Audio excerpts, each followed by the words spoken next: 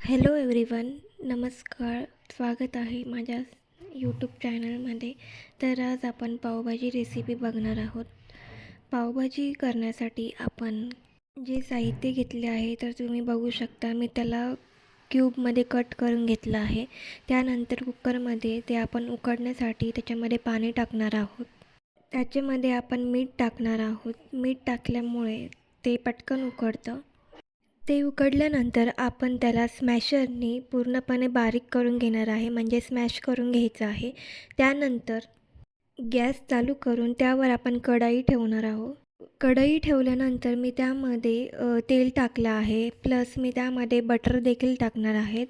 Butter टाक butter टाकल्यानंतर मी त्याला थोडं मेल्ट झाल्यानंतर त्याच्यामध्ये मी कांदा टाकणार आहे. कांदा आपण व्यवस्थित फ्राय करून घेणार आहे. जोपर्यंत लाल गुलाबी रंग येत नाही तोपर्यंत फ्राय करून घ्यायचा.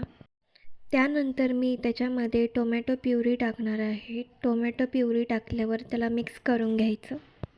मिक्स केल्यानंतर त्याच्यामध्ये आपण मसाले ॲड करणार आहोत. तर त्यामध्ये मी लाल मिरची पावडर आणि गरम मसाला आणि त्यानंतर पावभाजी मसाला टाकला आहे आणि वरतून मी कोथिंबीर देखील टाकली आहे. त्यानंतर ते पूर्णपणे मिक्स झाल्यानंतर जे आपण स्मॅश केलं होतं तर ते आपण कढईमध्ये टाकणार आहोत.